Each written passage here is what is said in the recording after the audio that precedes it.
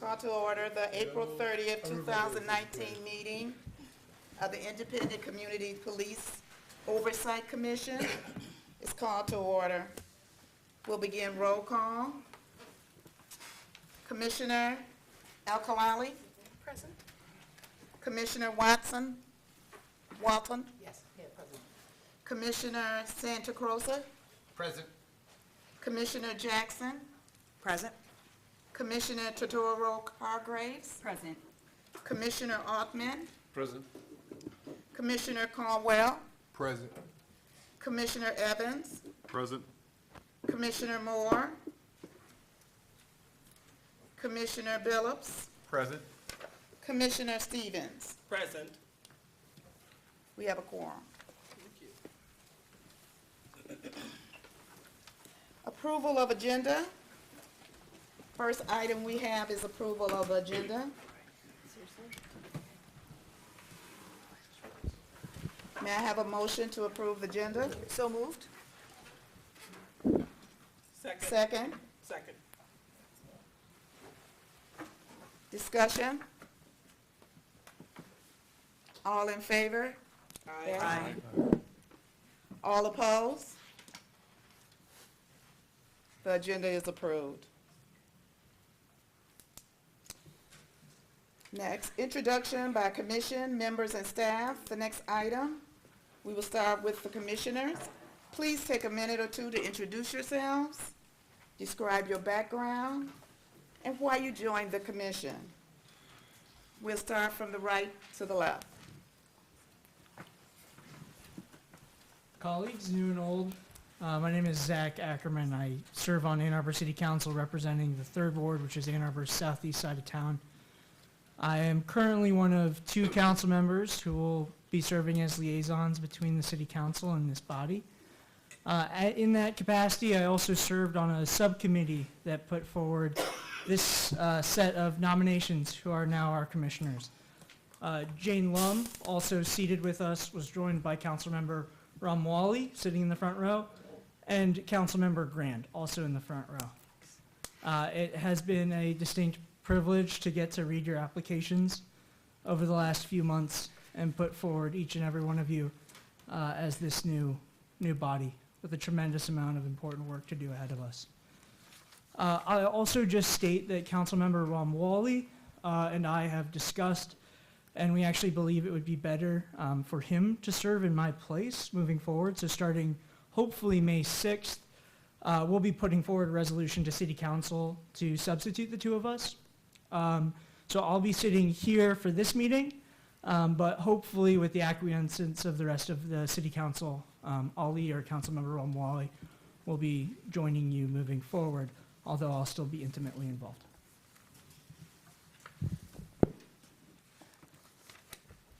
I'm Bonnie Billups Jr. I'm the Executive Director of Peace Neighborhood Center, which is a nonprofit that's been in this community since 1971.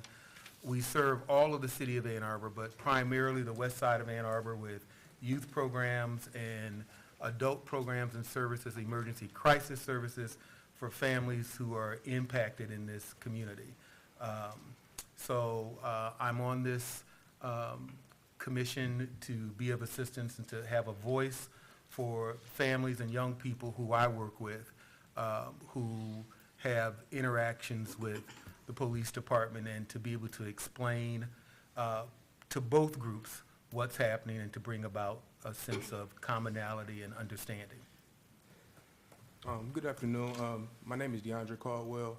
I'm a resident of Ward 3. My career in public service started at the Washington County Juvenile Detention Center, where I worked part-time as a youth worker while I was studying for my graduate degree. After completing my graduate studies, a Master in Social Work, I moved on to a nonprofit in Detroit called Black Family Development, where I worked as a juvenile probation officer. And now I'm currently working for Ypsilanti Community Schools as a social worker and behavior intervention specialist. The reason I wanted to join the commission is because I believe that I can be an objective asset to the commission, and I have a perspective of being a resident of Ann Arbor for 20 plus years, and excited to be here. Thanks. Good afternoon. afternoon, everyone. Thank you for being here. My name is Zainab Al-Qulali, and I am a senior in high school. I'm probably the youngest person in this room. I am here because, as a young person, I've noticed this major discrepancy between the satisfaction with the police department among people of color and white residents of Ann Arbor. And I really want to work to bridge that divide, because where marginalized groups don't feel comfortable, there is an issue.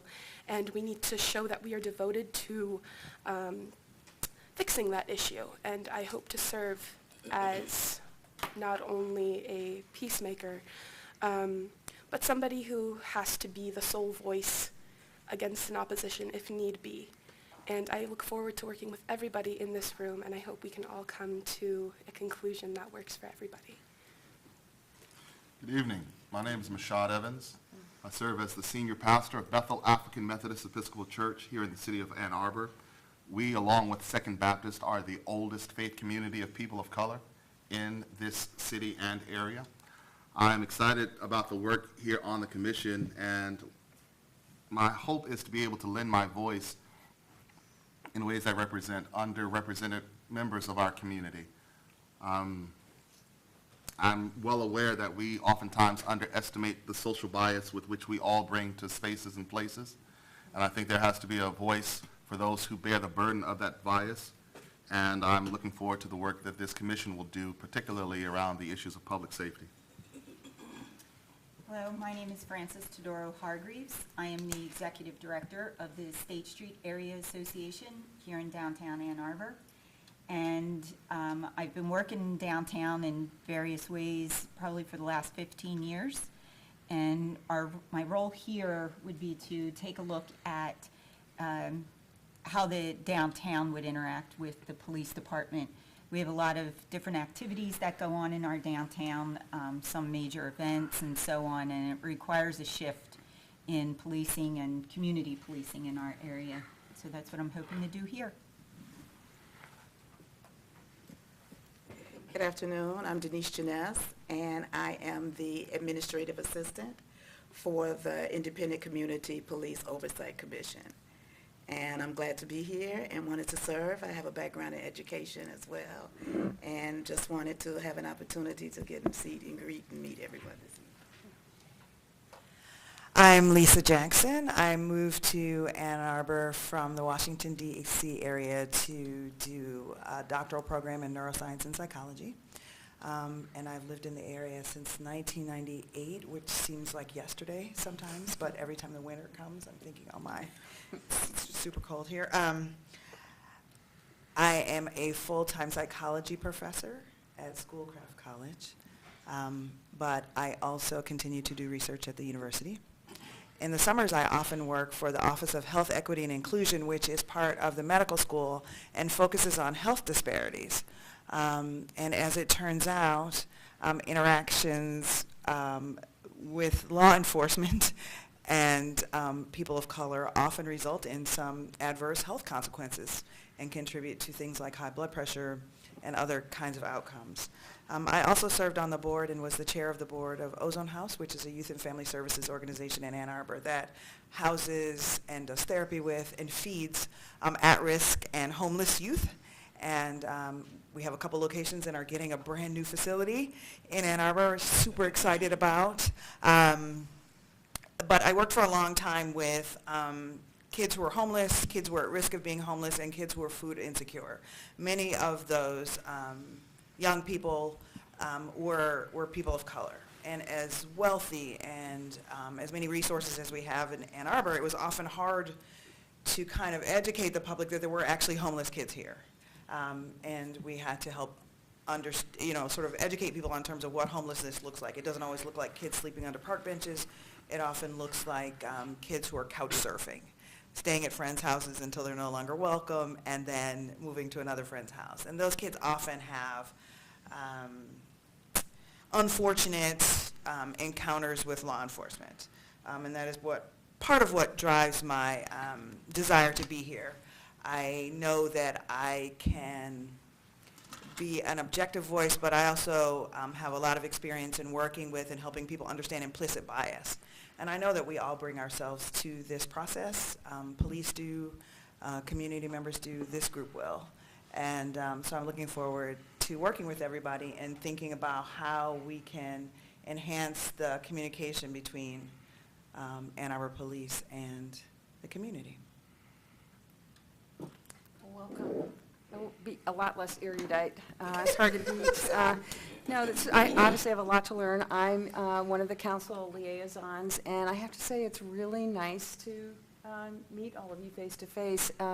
After, and I'm looking at my council colleagues in the room, Councilmember Ackerman, Councilmember Grand, and Councilmember Malawi, and we had the good fortune of being able to review all the applications and then make recommendations to City Council. And it goes without saying that we were also very impressed by the pool of applicants, and we are truly just it's a wealth of resources to have you sitting at this table to guide us as we go forward on this important journey together. And it's clear that you have so much to offer, and that many of us, I certainly count myself in that group, will have a lot to learn.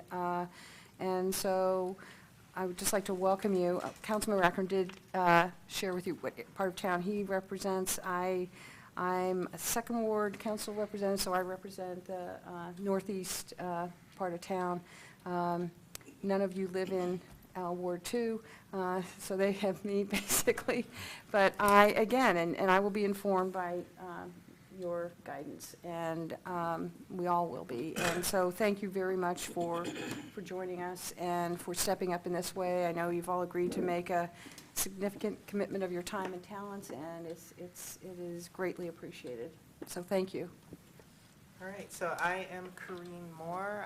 So I've actually been in the Ann Arbor area since 1998 as well. So we have something in common. All right, so getting to know you, right? So I've been here since 1998. Some of you know me as one of the supervising attorneys at Legal Services of South Central Michigan. I'm also on the executive board at the Jim Toy Community Center. I am also on the Human Rights Commission, which is part of why I'm here today. I'm also an Ann Arbor District Library trustee. So I am primarily here because the Human Rights Commission wanted to make sure that we work together.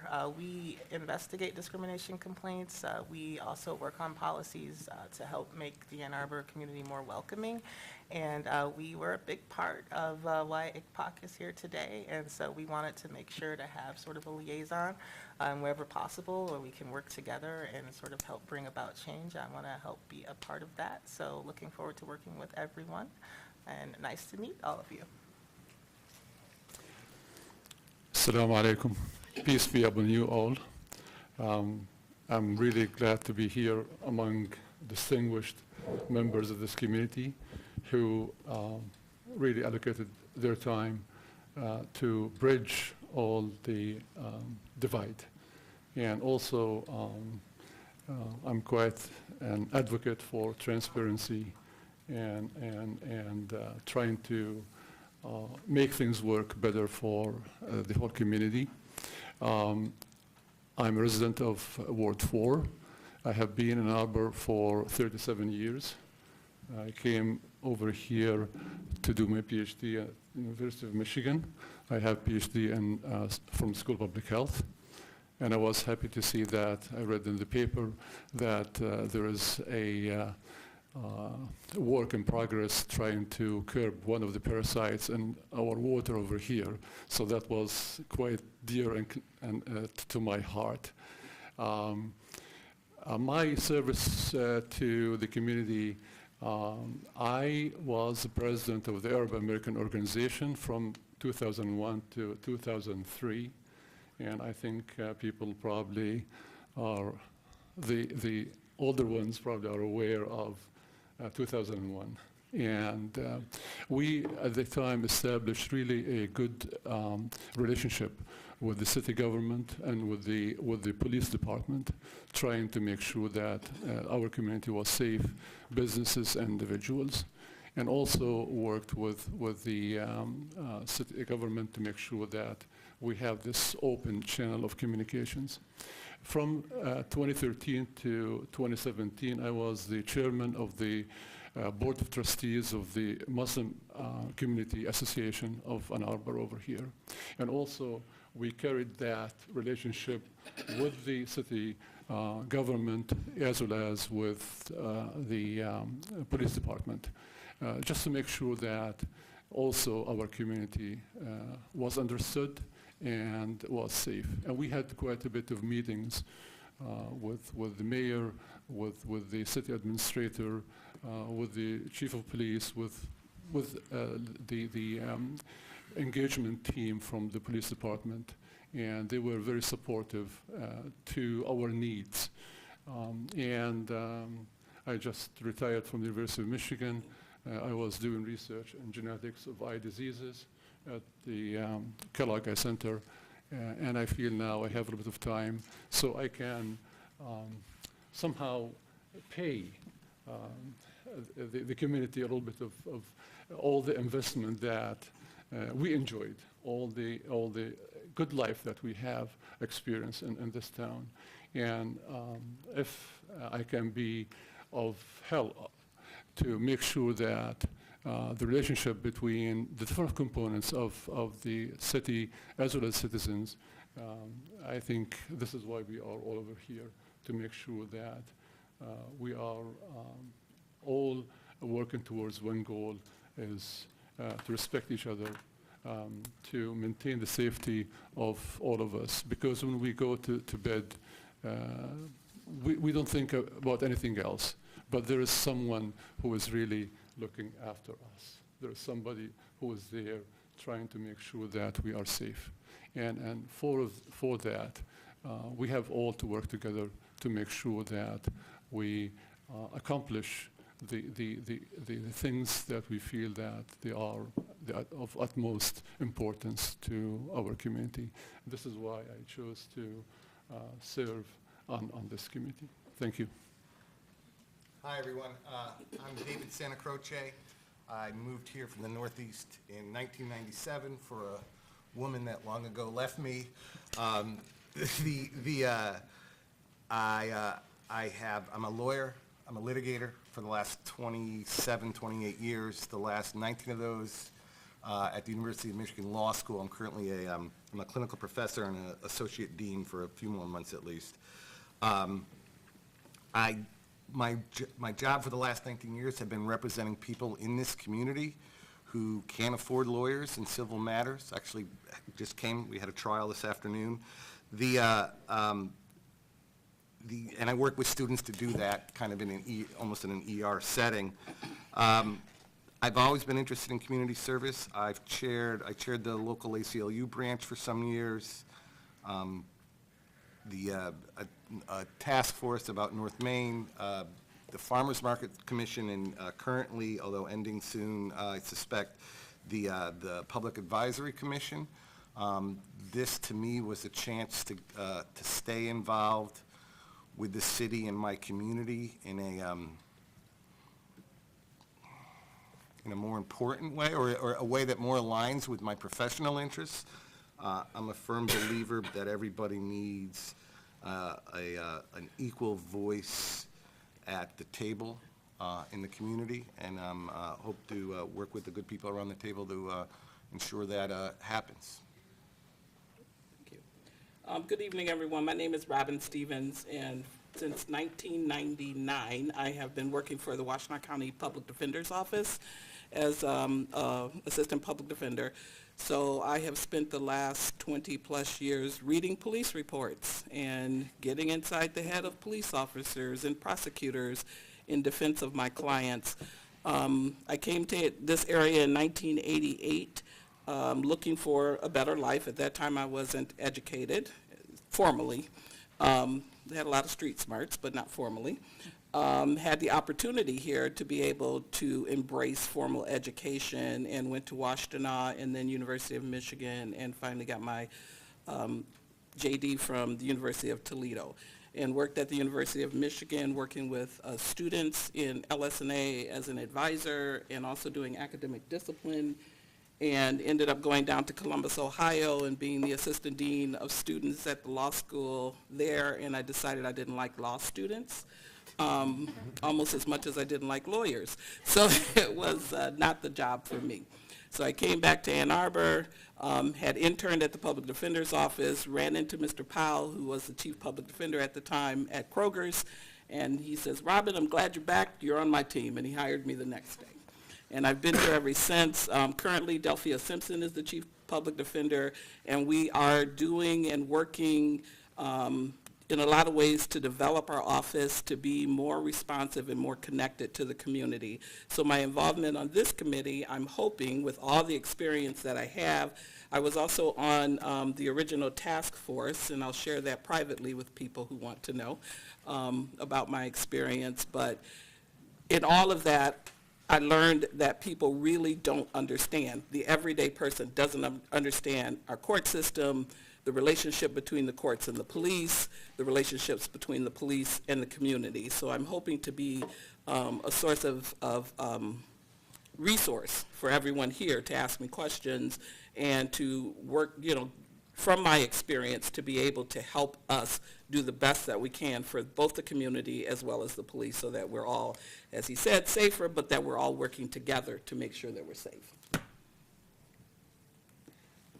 Good evening, my name is Jude Walton. I've lived and worked in Ann Arbor since 1993. I spent 15 years as the co-founder of Zingham's Mail Order, and then for the last 11 years I've actually been with Avalon Housing. We're a supportive housing provider, serving almost 750 people in the county, the majority of whom are within Ann Arbor. And I think even though I'm not in direct services, through my work at Avalon, I've seen many elements of what everybody prior to me has spoken about as being some of the challenges and some of the difficulties, and also seen very deeply how long-term homelessness really changes everything. It's so deep, it's so pervasive, it's so challenging, and I think that there are just a lot of our work, a lot of police work and a lot of things in community tend to be based at a mythical target person that doesn't exist, right? It's an aggregate of everything else, and it doesn't necessarily hit. And there are so many voices that aren't at the table, that don't even know where the table is because it's been hidden from them, frankly, that we are missing so much from not having those voices and not having those perspectives. Personally, through my career, I think probably a lot of my strengths and skills and the expertise I've developed have been in facilitation, in organizational development and things along those lines. So I'm hoping that those skills will be very helpful, particularly in setting up systems in our first year or two. And then I also do have some personal experience after I shouldn't say unfortunate incident. After an assault that I suffered many years ago, about 12 years ago, I actually met with the then Deputy Chief of Police to voice my complaints and concerns about how I was treated as a victim that night. Nothing terrible was done, but there was so much that could have been done to support me and to help me that just wasn't. And one of the things, it was very daunting having that meeting. I'm very pleased that I did it, but I never heard any resolution, any follow-up. I never knew if anything changed, if it was even listened to. And so from that, I think one of the things for me that really highlights is just how important the communication flow is, and actually having discussions and dialogue, and really kind of having both sides have a space or have a conduit to be able to come together and find better solutions. Thank you. Next, we would like to have some key staff introduce themselves. Council Member Liaison to the Human Rights Commission, and Council Member Remwali, Council Member Grand. Please step to the podium. Well, after listening to everybody, it's Podium. sorry. It's been a minute since I've been up here. After listening to everybody, I feel even more proud of the people that we put together here. Very diverse, very educated, and very motivated, and are motivated by the right reasons. I had the pleasure of working on nominating this commission with Councilmember Ackerman, Councilmember Lum, and Councilmember Grant. And it was a tough assignment because there were so many great people. And it got really hard to go from 20 to 11.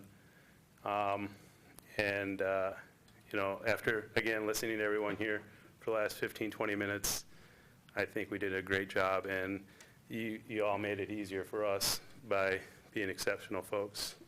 It's a daunting task that we have on hand. We all are, this is a new commission. Ann Arbor does not do this very often. This is a commission that deals with civil liberties, civil rights, and in an extremely challenging environment right now. We have not just here locally, nationally, and globally. And so it's a very poignant time in our nation's history and our people's history, and it's an honor to be a part of it, to be in a city as progressive as Ann Arbor, a city as generous as Ann Arbor, and as courageous as we are, and being the tip of the spear. And hopefully this commission will be a model that all the commissions around the country will look at to emulate.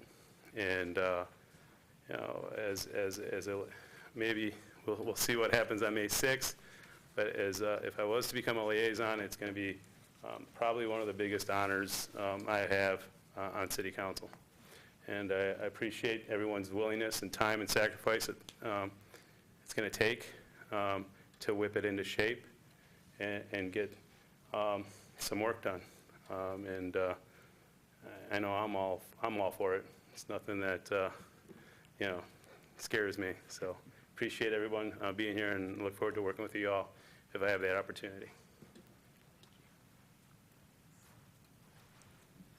Hi, I'm Julie Grand. I represent Ward 3 with Zach Ackerman on the Ann Arbor City Council. I am liaison to the Human Rights Commission.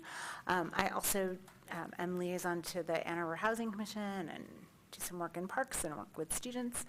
I have a few things in common with some of you. It's not why you were picked, but I also have a PhD from the School of Public Health, and I've currently work as an academic advisor, so share some professional background with many of you.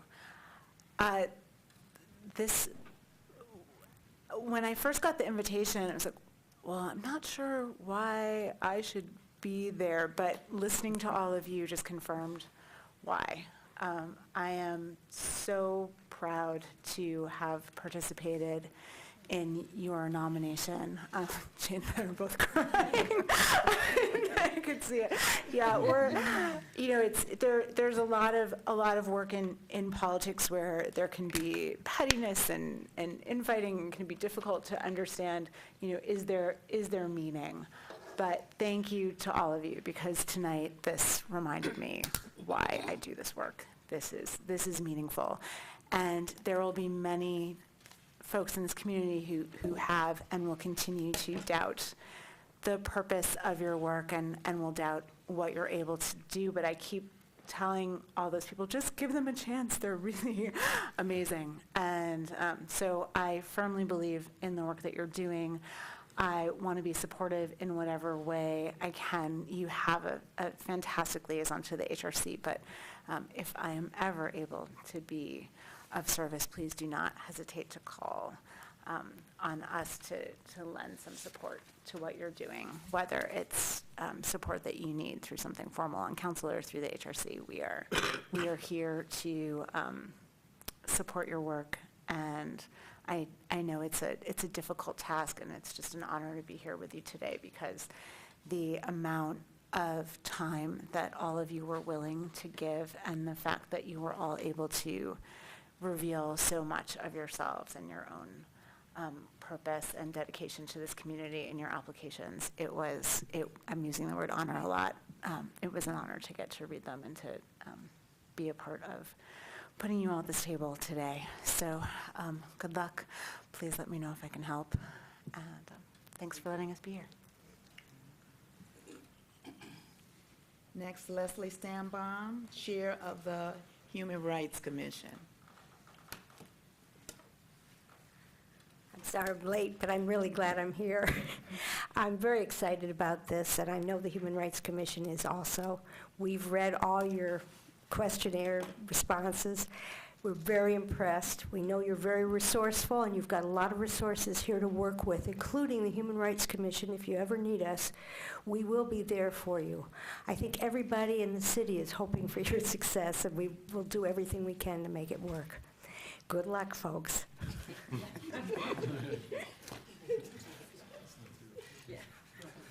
Next, Robert Fanas, Chief of Police.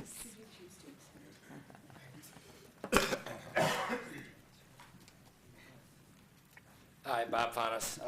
I just want to thank you for being here. I'm going to admit when I'm sitting back there looking at the group that was put together, and some of you I've known for a while and others I don't know very well, but it's a very impressive group, and I think it's a nice mix. We have a lot of intellect, but we also have a lot of real-world experience, and I think that the one thing I keep hearing, one of the themes that's running through the conversations is collaboration or listening to each other or voices are being heard. So I think there's nothing but upside to that, and sort of excited to see this get started and get moving, and I wish you the best of luck with it. I'll be retiring soon, but I wish you the best of luck, and I don't know what you meant by good luck, Leslie. I think they're gonna, I think this group will be more than capable. Anyway, thanks for being here. Thank you. Thank you. Next, Jason Forsberg, Deputy Chief. I think you just did my introduction for me. Jason Forsberg, I'm Deputy Chief of Police. I'm looking forward to getting to know all of you and working with you. I would imagine you'll be emailing me or Denise maybe. So, I'll come and introduce myself if I haven't already. Take this opportunity to see all of you, and I guess good luck is what we're saying, but I don't think you need luck. So, I think we have some experience with the task force where I think, I'm hoping you'll find that we'll be transparent with everything, and I'm kind of a data guy, so any data you all need, we look forward to sharing it with you. So. Thank you. Howard Lazarus, City Administrator. Good evening, and thank you for your service to our community. Community service at its core is a blessing, and we get as much out of it as we give to it. Our community has been waiting for this day for many, many years, predating my time here, and the fact that we are established is a tribute really not only to the members of the community who have pressed on, even during difficult times and when they experienced resistance, but also to our city council. And the evidence of their support is that you are in fact here. It is also a matter that Denise is here because you and the HRC are unique in that you have your own management assistant to help guide you. This commission is also unique in that council has set aside monies in the budget to support those things that you might need to do. And that is you are the sole commission that has that as well. My job is to help support but not to direct. I make resources available to you, whether that's staff, contracting, or any policy procedure that you may want to look at. So inevitably, your travels will take you in many different directions as part of that commission, and I will certainly help provide whatever you need to get there. You'll be greeted by a warm and welcoming staff, a police department that is open to those ways that they can establish a better relationship with all aspects of our community. So all Ann Arborites, whether they live here, they work here, or they visit here, feel warm and welcome, and they have the ability to experience the quality of life equitably that we enjoy. So never hesitate to call on me if I can be of help. Again, my goal and my job is to help support you and to help you do the things that you feel are important. So thank you very much.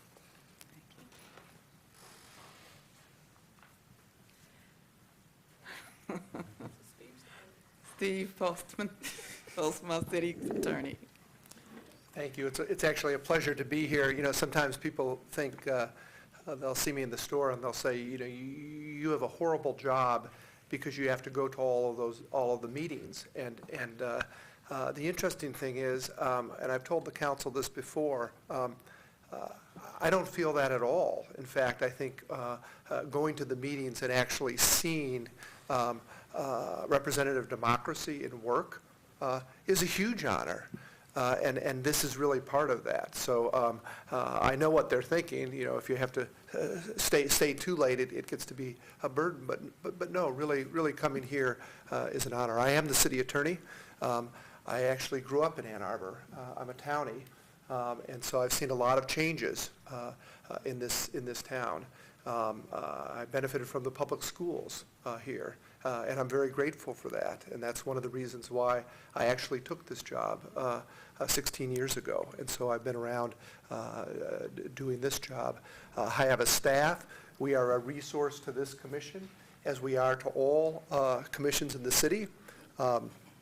Two of the attorneys that you may have contact with are not here tonight. One deals with labor and employment issues, union issues. That's Margaret Radabaugh. Second issue on policing issues, I have a prosecutor named Ari Slay. Some of you are familiar with her. She has a unique position in that she came from the Washtenaw County Prosecutor's Office, and now she works with me and helps train the police. I have Mr. Frost, who will speak to you next. He really is a liaison for all of the boards and commissions, and there are a lot of rules, Open Meeting Act and FOIA and things like that, that he's happy to get you acquainted with. But again, we're here as a resource for you, and I'm actually really pleased to be here and to hear all of your stories and to watch this continue. Thank you. Christopher Frost, Senior Assistant City Attorney. Good evening. I am Chris Frost, the Assistant City Attorney, and as Stephen said, I deal with boards and commissions issues, particularly related to compliance with Open Meetings Act, process, procedure, all that kind of thing. The boards and the commissions in the city are mostly advisory, and there's not a whole lot of formality required, but inevitably a question is going to come up about process, and when it does, I'm the guy that will help you.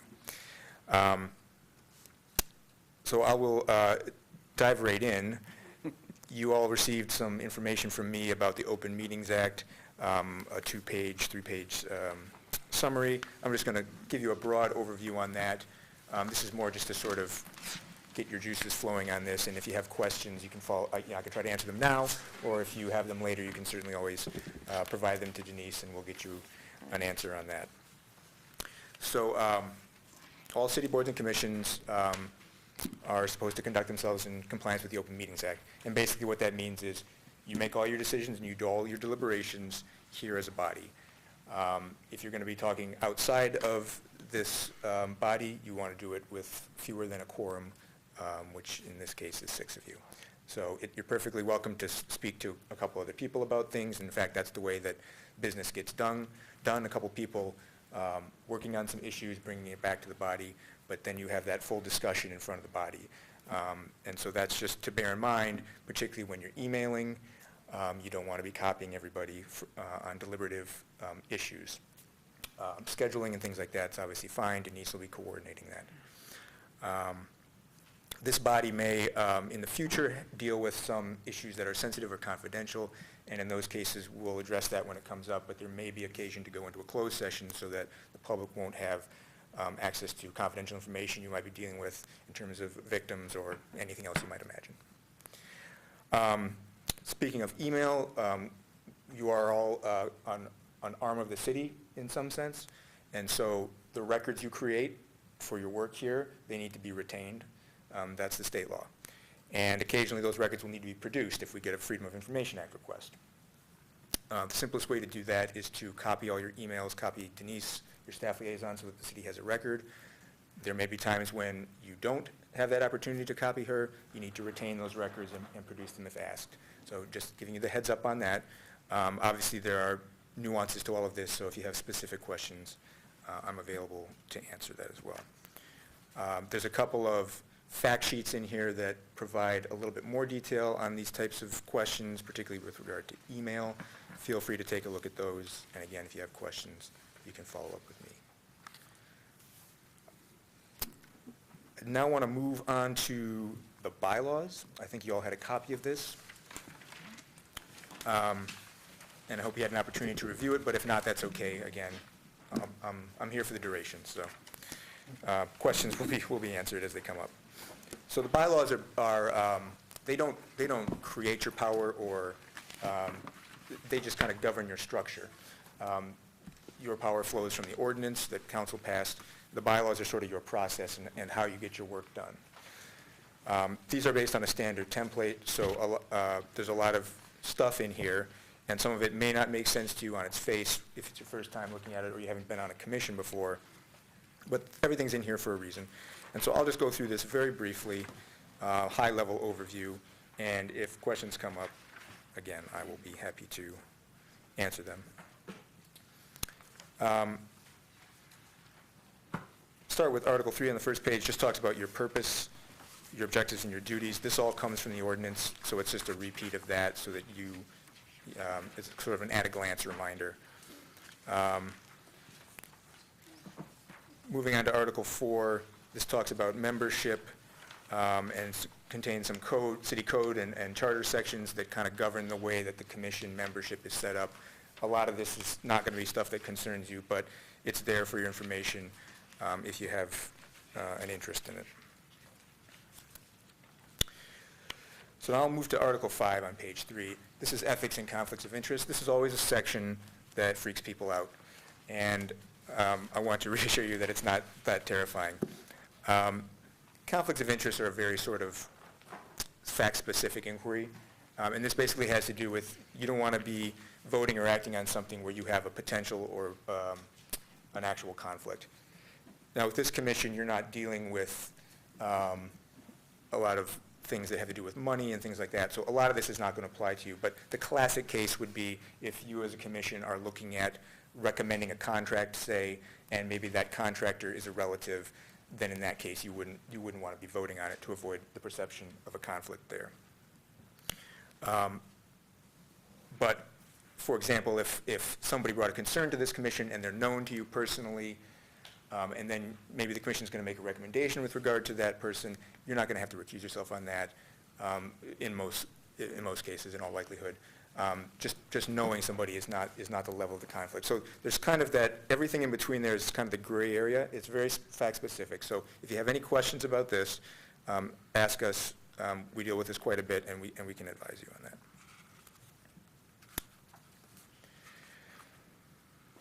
Moving on to Article 6 on page 4, it talks about the officers of the commission. You're going to be electing a chair and vice chair, not at this meeting, but at the next meeting. You've all just met each other, so you probably want some time to think about that. We will be talking about electing a temporary chair just for this meeting, but I will get to that later. And this just talks about the role of the officer and how they're elected. Article 7 on page 5, meetings, talks about how you schedule your meetings, the structure of the meetings. If a meeting is canceled, what do you do? How do you schedule a special meeting? Notice requirements under the Open Meetings Act, all of that type of super fun stuff. Article 8 is the agenda. You've already seen an example of that. Just sets out how it's supposed to be.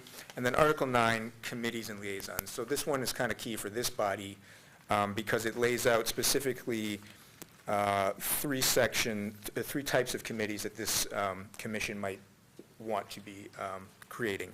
Youth groups, community liaisons, and other advisory groups, such as a council of elders or other groups that represent specific segments of the community. When you set up a committee, they do everything the same way that this body does in terms of scheduling meetings, meeting in a public building, staff support. So it's not something to be taken lightly.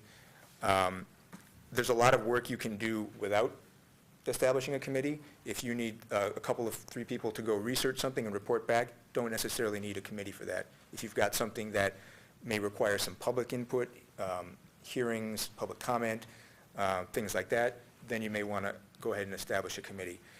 And we can certainly help advise on that, just bearing in mind that these committees are a separate commitment for both the persons on them, and if you're going to include other people in the community, and there are scheduling and other Open Meetings Act requirements that you're going to need to follow with those.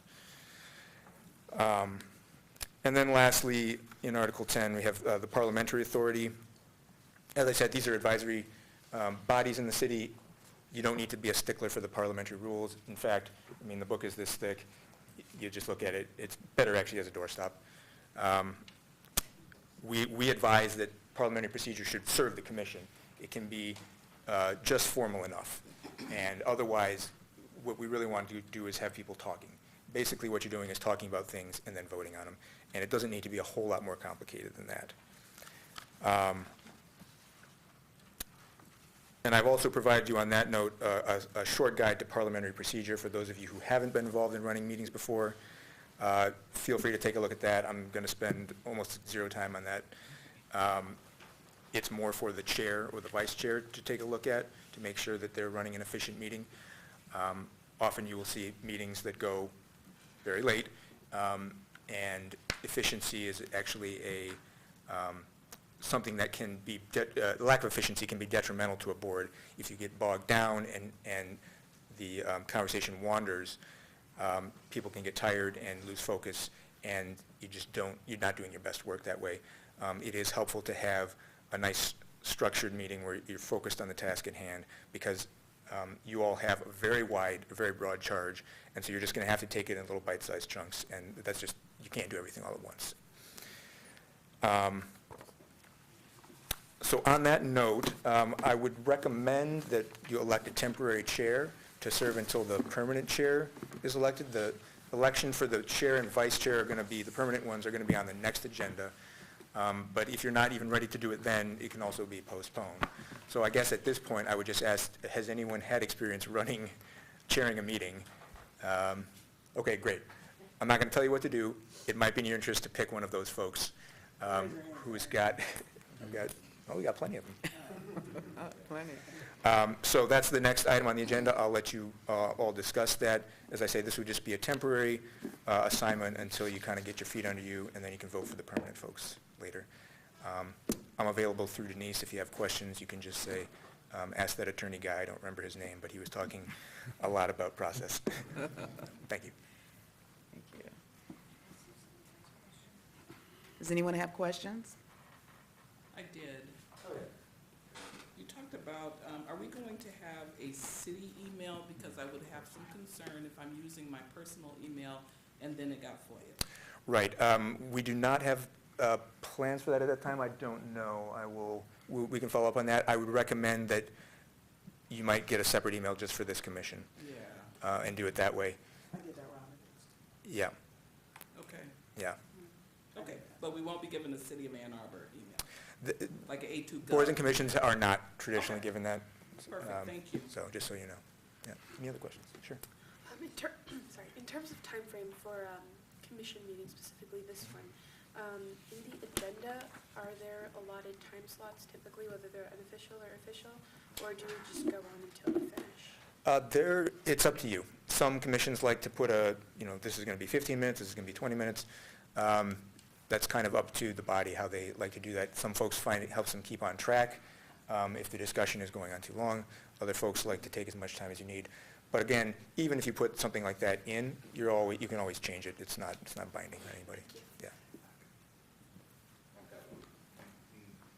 Has there been any consideration given to the intersection between the Open Meetings Act, FOIA, and the likely desirability of people to be, thank you, Jane, and the likely desirability of people to be able to come forward anonymously? Yes. Yes, we're very aware of that issue, and it's something we can have further discussions about. We have not set up, and I should say a process has not yet been set up to receive complaints, so that's going to be part of what you all are going to do, and that's certainly going to be part of the consideration. I was thinking about what you said in that if anybody comes to this body, obviously it's not possible for them to be anonymous, and that might be a good use of the liaisons so that they could come to the liaison, and the liaison can bring that concern to us, and the liaison would not reveal the identity of the person who brought the complaint, but would be able to relay their issues to us. Right. Because we'll probably always have.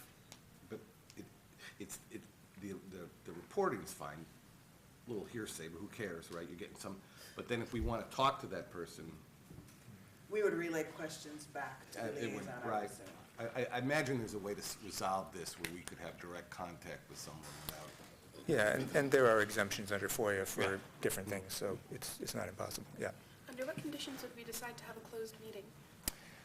So that's going to get into the very specific, but in the Open Meetings Act, there is a list of things for which it's permitted. Discussing legal advice, for example. I don't think you're going to be considering acquisition of real estate, but that's one of them. But there is going to be further discussion of that because I know that that is an issue that folks have raised about how this body can conduct the business it needs to and protect the identities and the concerns of people who've reported. But maybe if we had, if the police, say, brought a video about which we had a question, we would go into a closed session to look at that, right? Yeah, and again, this is, we haven't quite got there yet, but that certainly is contemplated and as a desirable thing for the body to have access to information that would not be shared with the public. Again, to protect victims and other people, privacy concerns. I have another question about timing. So at city council meetings, there are times when you guys have public comment that goes on for hours and hours and hours. Go. I think maybe what you're referring to is when we have public hearings for ordinances, and any number of people can sign up for that. At the start of our meeting, so public comment is limited to 3 minutes per speaker, and there's a limitation on the number of speakers, but at the end of every council meeting, it's open-ended, and people don't have to sign up in advance. So I know that's probably something that we want to talk about in terms of future agendas. Public comment is, and it is listed in the order that it is, this is kind of boilerplate, looking at Mr. Frost. So it follows, in this case, the election of the temporary chair. And perhaps you want to speak to whether we have the ability to set up, standards for this committee in terms of speaking time, length of speaking time, number of speakers, that sort of thing, if there might be interested in establishing any parameters for that. Yeah, so the current bylaws provide a 3-minute speaking time for the public comment, which is otherwise unlimited in the number of people. But if you wanted to change it to something like council, you could certainly look at that. But they have a block up front and then some later. But we can certainly discuss, what your needs are when you kind of figure out what you want to do. Mm-hmm. So there is flexibility, yeah. Because that speaks to, running an efficient agenda. Indeed. If I could, just another model is the public hearing model, where you allow it to be open-ended, but you require that the public comments be specific to the topic at hand. And that can be another filter to make sure the comments are relevant to the issue you're addressing, and also it's not an overwhelming number of comments you're receiving. So a lot of different models you can take. Yeah, my question got answered because sometimes you have people coming over here and talking about anything that's related, unrelated to the topics being discussed or the agenda. And one has to be using discretion to make sure that we don't stray from the main focus of our work. If I may, to that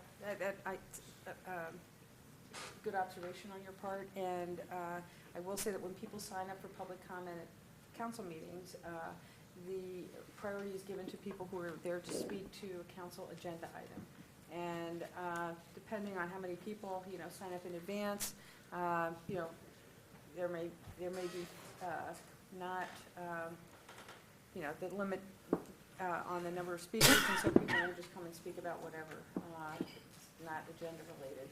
But in general, that is the rule that's applied. And it's just, it's a function of how many people sign up to speak, frankly, whether or not you have people there speaking about things that are not an issue that's coming before council.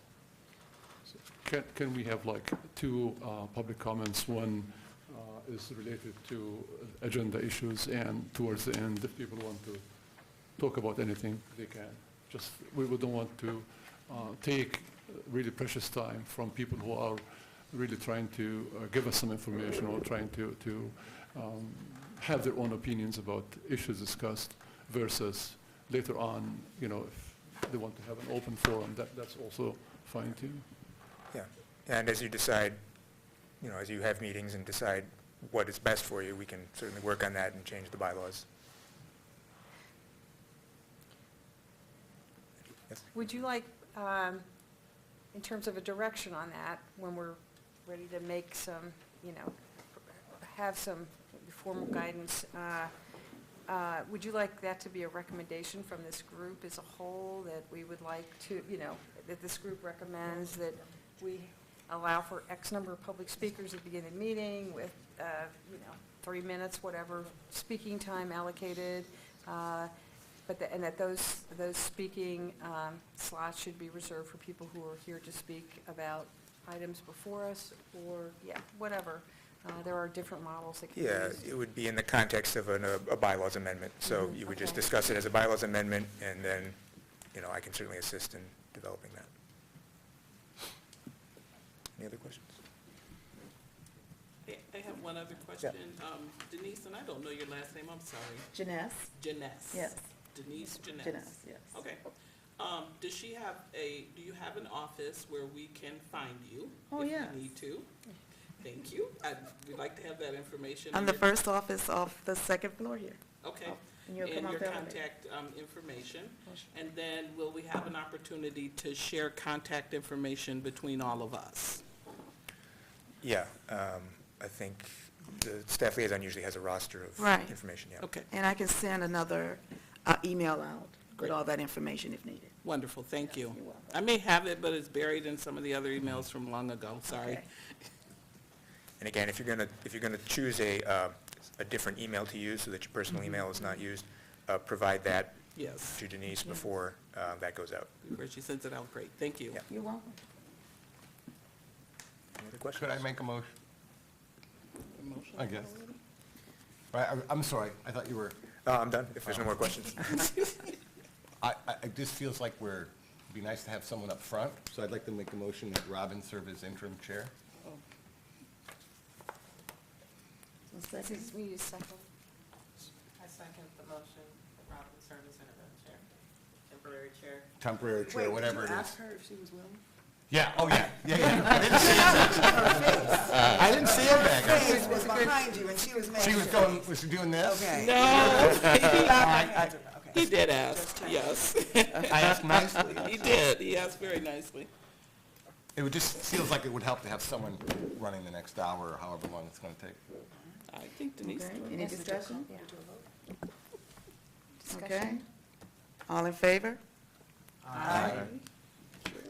Opposed? Okay. Motion has been approved. Thank you. Take your seat, Robin, and Quite honored, thank you all very much. Sure, if that makes, well, we'll have you. That's it. Are we allowed more questions? Yes.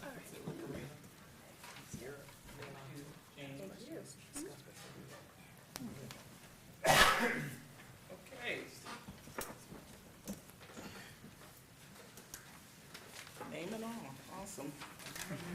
All right, so I think, are you done, Denise? I'm sorry. Yes, you can take next public comment. Yes.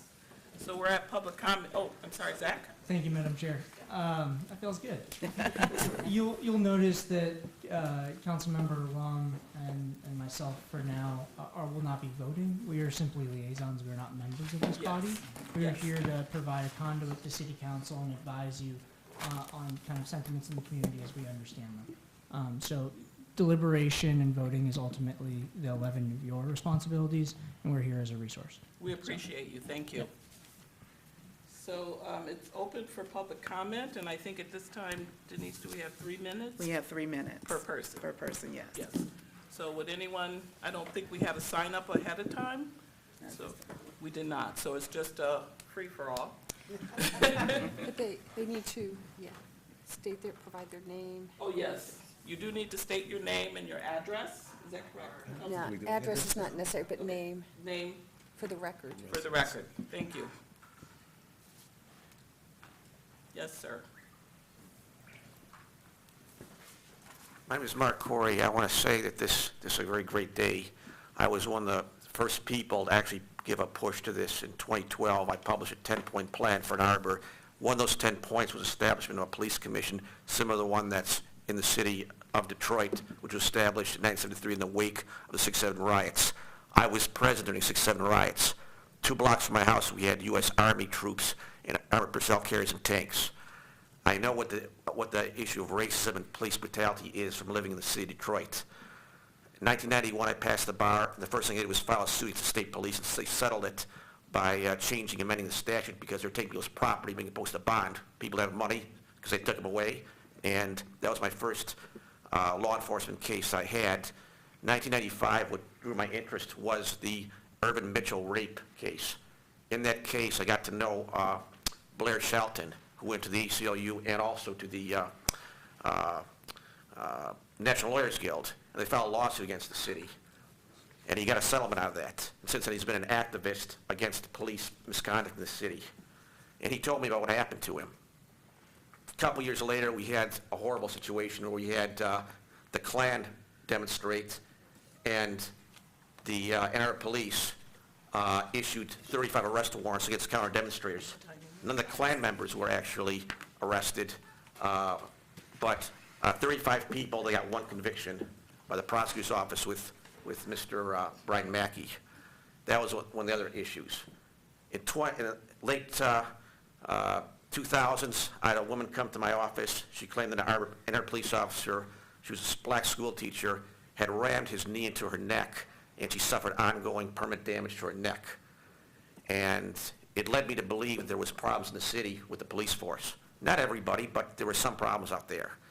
Later, I got to know the Mangray family of Dream Night, and they knew something in city council. They were there campaigning for Sumi Kalaspathy, who should be, she's one of the key force in creating this. And I know that Robin Stevens used to know them. I know that, and I know I also had filed suit in federal court to see him Tramick, which made national news among racism against both blacks, Arabs, and Muslims. And it sold for $300,000. One of the mediators of the first cases was her husband, David Grant, federal magistrate. So there's connections between some of the people here and some of my civil rights activities. We were very happy to see us. It didn't go as far as we wanted to, as far as having executive powers, but we got something done here. What I want is 3 areas really investigated. There needs to be an issue of police abuse of citizens. Secondly, what about the connections between the federal government and the city, how they cooperate, how they put surveillance against people. That happened a lot in Dearborn, where Arabs and Muslims were put under surveillance without planes, all these goofy things. They had informants running around, FBI agents, everybody operating on City Hall. How is that going on here? And what's the last issue? The last issue is police. The fact that police are not in the city treating people with respect. And those are 3 issues that I think need to be addressed. Thank you. Thank you. Thank you, Mr. Corey. Is there anyone else?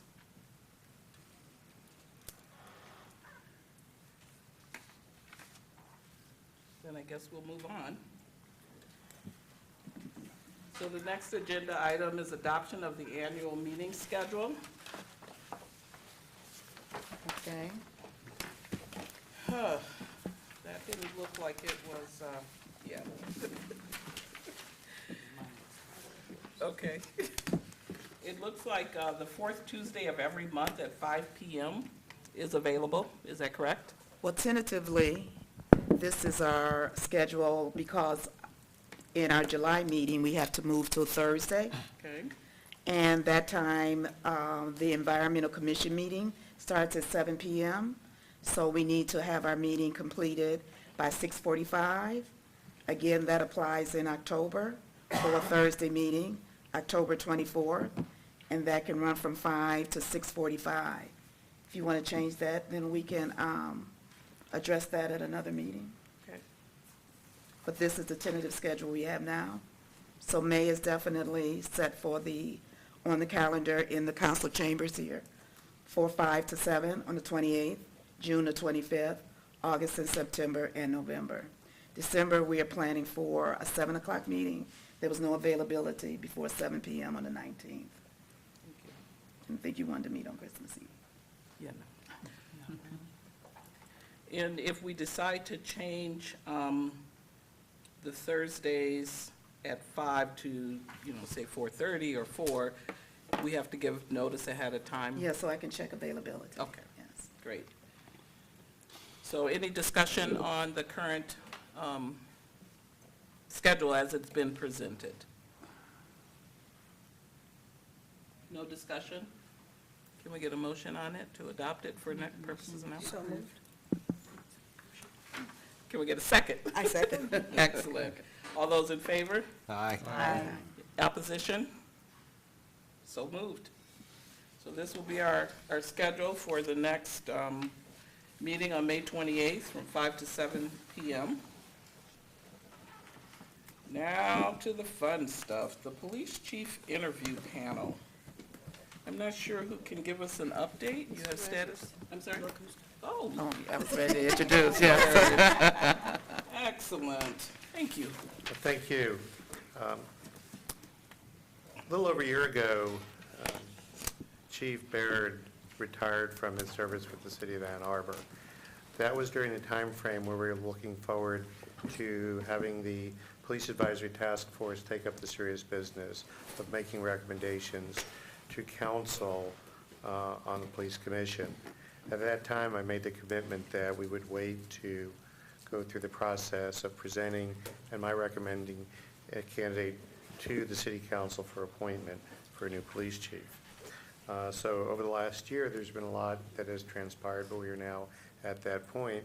And one of the most important things that you'll do early on is to participate in and make recommendations on the police chief candidates that we have.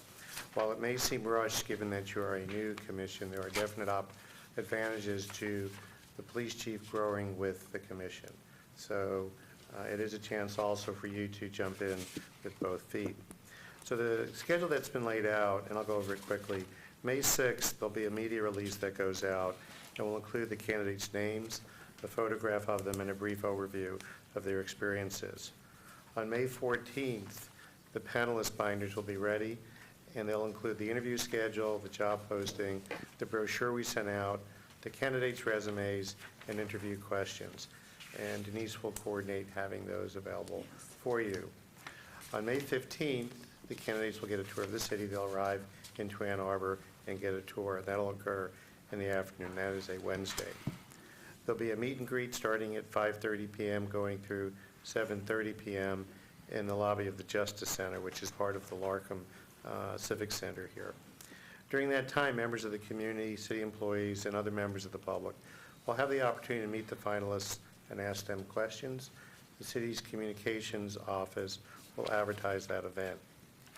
On May 16th, we'll have panel interviews, and there will be several groups. There'll be a law enforcement and legal panel, police department, union presidents, the service area administrators, who are my direct reports, and then community members. Each one will ask questions. They'll have the opportunity to provide input. On May 17th, City Council will have their interviews in a televised open meeting, and as part of that rotation, there will be 2 panels for the Police Commission. We are restricted that we can only have 5 members, so we can't have a quorum. So if all 11 of you would like to participate, 1 or more of you could have the opportunity to participate in the community panel on Thursday instead. If you all want to go on Friday, you'll have to draw straws or pick marbles or something, decide who the odd person out is. But we cannot have 6 of you at one time. Again, you'll have the opportunity to ask questions and provide your comments and input on May 17th. Again, Denise will be your point of contact and give you all the logistical information you need as well. So we're excited about doing that. It is a very important first task that you face. And again, I know that you're being asked to do that very quickly, but it will help build relationships as you begin down the path of forming a work plan and getting to know the new chief. And with the chair's permission, I'll move into the next item, which is the work plan and some of the educational opportunities. Actually, I have Unless a you have some question questions. before you're, do you all have an idea of how many candidates you'll be bringing? I imagine you have a committee who's narrowing down your pool, but how many, or the pool, how many candidates do you expect will be coming for the interview process? There are 3. Yes. Can you please clarify what you said regarding our role when we do talk to these candidates? You'll have the opportunity, there'll be questions provided. You'll be able to listen to those responses and ask follow-on and probing questions that are related to that question. You'll then be able to submit your observations, and those will be considered as part of the evaluation of the candidates. And ultimately, under city charter, it's my responsibility to make a recommendation to council. Thank you. Any other questions? If you want to move forward, please do. Thank you. The next item is the work plan. As I mentioned before, you are unique in that you have budget for other expenses. The budgeted amount in the FY20 budget is $50,000. That is, at this point, just an estimate. I have no idea where you want to go and what you want to do, but it is a fairly substantial amount of money for either contracts or other things that you may want to do. The expenditure of that funding should be tied to your work plan. And over the coming meetings you have, you'll develop the things that you do want to look at, who you would like to bring in to talk to you, what the schedule of different presentations you may want. Other commissions work several months ahead of time when they want to bring in third parties to present to them. So you'll want to consider that as well. But under the bylaws, you are required to develop a work plan. It'll help you focus your efforts on the things you want to do. Certainly staff is here to help, but not to direct as you take that challenge on. But it is one of the first things that you'll need to do. Associated with that work plan are educational opportunities you may want to take advantage of. The police department is prepared to do a mini Citizens Public Safety Academy if you choose to do that. The amount of training, the areas of training, and the depth of it is really up to you to decide. It may include ride-alongs. It may include anything that they do. Again, it's up to you. I do encourage you to get as much of an in-depth exposure to their practices as you can. In preparation for this commission being formed, the Ann Arbor Police Department went through an accreditation process called the CALIA process. What that does is assure that they have adopted the industry best practices. How those practices are applied to our community is really something that you'll have to consider. But it does create a standard for you to observe and for you to evaluate. So they will have for you, as I said, industry best practices. But again, it's up to you to decide what it is that you'd like to do. But they do have a Citizens Public Safety Academy that they can modify to fit into the schedules that you all have. So for that for you as well. At this point, I'm going to turn it back over to Mr. Frost. Do you have any questions? I'm sorry. Yes. Who would be our contact to coordinate one of these classes, or at least attendance of one? I think the best thing to do is to work through Denise right now, All right. and she can help you set that up. I think, as part of the task force, what we did was we worked with Deputy Faunus and Chief Faunus and Jason Fosberg. Their names confuse me all the time. But they were very, very helpful in having small groups with us where we were able to go into the police department and talk with officers, and they, showed us procedurally the kinds of things that they do. So I think that probably we can get Jason to agree to recreate that in some form, because it was very helpful and very informative. Yeah, we'd be happy to. I can give Denise a list of all of sort of the curriculum that we sort of developed. And Yeah. I think we did about 80 to 100 hours worth of kind of information sharing, but it was in 1 hour chunks. And Yeah. it was sort of the same thing offered multiple times, because obviously we're not going to have everybody able to show up at 2 o'clock on a Tuesday or a Friday. So it's maybe a good jumping off point Jumping, of, this yeah. is something you all would be interested in learning more about, and if there's other stuff, we're happy to share that too. I have a question, and it could be for either of you. The accreditation process, are any of those documents or your goals for best practices a matter of public record? Are those things that we can see what you guys determined what your goals were? Yeah, I think it's maybe not a matter of public record, but it's something we can share with you guys. So the way the CALIA process, this is probably worth a breakout 1-hour session on what CALIA is and what it means, but it's a national organization that sets up certain standards, and there are hundreds of them, that we have to be able to meet those standards and prove to an accrediting board that we are in compliance with those. And so some of the standards require us to have goals and objectives, and that we can prove that we've met them. So happy to share all of that with you.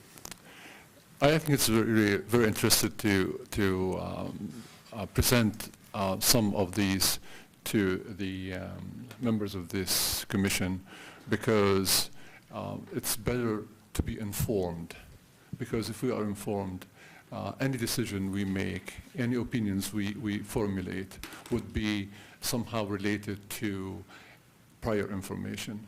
And if we can make this kind of connection and communication between members of this commission. I had the chance to attend more than a year ago the police fire court citizen academy, and also the CERT program, and I have a little bit of inner knowledge about what is really going on, but that was a little bit deeper than also certain information kind of procedures were not presented, because you have to cover the curriculum, but that would be really great to give us that information, because that will make our job probably easier.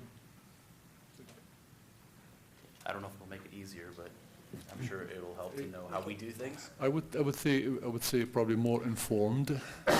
Would be more informed. Absolutely. So are we all in agreement that we would like for Jason and Denise to work together to develop those individual modules that we all can attend? Yes. Are we all in agreement on that? Okay, great. So as soon as you can get those out, that'd be great, and we can start attending them. So it looks like we have election of the chair and vice chair. Go ahead. Yeah, so I touched on this briefly. We're talking about upcoming agenda items. So we'll put this on the next agenda for you. But again, if you're not ready to vote on a permanent chair next time, you can do another interim until you're comfortable doing that. Okay. And then also I want to point out in this section, typically the chair and the staff liaison will develop the agenda for each meeting. And the chair would talk to whatever other members of the commission she would need to. But there's also, at this time, you might want to have, if there's any discussion amongst the group about what you might want to see on the next agenda, bearing in mind time limitations and what else might be on there, this might be a time to have that discussion and give staff some guidance. Yeah, that was what I was going to ask, yes. I just have a question, and we may need Howard back for this. You mentioned several people for the panel for the interview process. And obviously, that's going to happen even before our next meeting. So do you need us to appoint those or pick those 5 people? How is that going to happen? We've scheduled 2 panels for the commission, so you can have 5 people in each one. Okay. The only challenge is if all 11 voting members choose to participate, can't have a quorum. So what I So would that ask. just bumps 1 to the community group. Right. But it may be helpful if someone can't make Friday to be on Right. Thursday. And 5 in the community group, right? So if you forward that to Denise, if the problem comes up that all 11, if the opportunity comes up that all 11 of you Is want the to participate. community group going to be separate from the panel, or It's is? a separate panel. It is separate, so there's technically 3, 2 for us and 1 for the community? If Am I counting that correctly? If 11 members choose to Yeah, I get participate, it. Okay. one will be on the other Yeah. panel. Perfect. I was remiss in not introducing one other person in the room, and that is John Fournier, who is the Assistant City Administrator. John, stand up. John, along with Sarah Higgins, has been instrumental in getting Denise brought into our organization and being prepared to support you. So I didn't want to not have the opportunity to introduce him as well. Yes. Oh. So I'm still a little unclear as to how we would go about deciding who would go to each panel, or if we were going to do that outside of right now.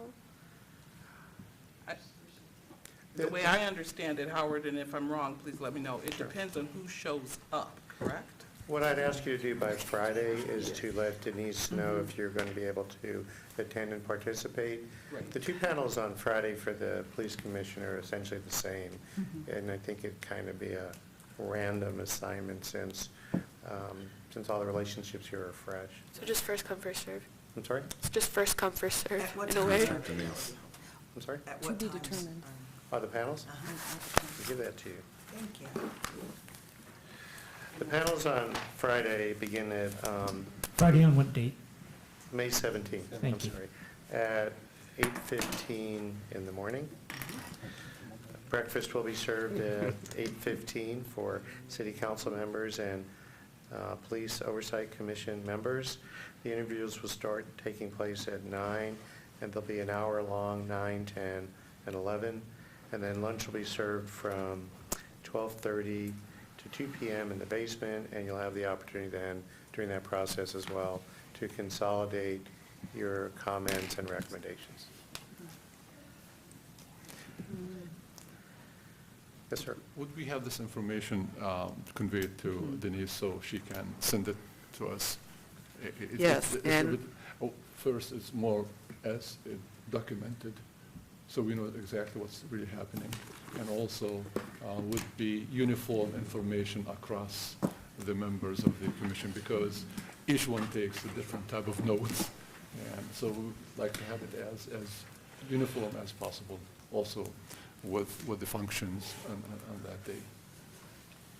I was going to reiterate that, long as I know by Friday who plans to attend, and then I will go and send the information. I think I'm interviewing, or I'm part of the interview process on Thursday, so I don't need to do the alternate panels, which hopefully will mean everybody, if they can coordinate, can Thank you. attend. Yeah, I just wanted to add that it would be very helpful if you can be there the entire time, so Right. that you can see all the candidates and have the feedback. Otherwise, the feedback's not very useful. But So you're asking for a commitment from 8 to yeah, 12, pretty this- much? basically, yeah. Anybody who's available 8:30 8:30 to 12. To 2. to 2 on Friday, May 17th can go. All you got to do is say yes or no. Okay, That's it. thank you. Any other questions, discussions? Any? No? Okay. Thank you. Thank you, Howard. If we could talk a little bit, and I know it's still, we're still getting out way earlier than city council, about how we want to conduct the elections of the chair and the vice chair. We could talk a little bit about that, and then about future agenda items. So I'm not sure how we want to do this. How do we want to do this? Like, other people that are interested, how would you let people know who you are and why they should consider you and stuff like that? That's my suggestion. Anyone? I would just suggest, if I may, that, so obviously, right, no one thought that it would be fair to ask you, and thank you for stepping up to be temporary chair, Robin, Sure. that, because you haven't yet met one another, and that it was obviously important for you to get to know one another, know your strengths, weaknesses, you have no weaknesses, your interests, and who among you have parliamentary experience. I wouldn't do this as a first-time, experience for running a meeting, and several of you raised your hand when you were asked polled, who has parliamentary experience. That is important, and, but I suspect some of these conversations will be a little bit less formal than, in a Robert's Rule run, kind of meeting.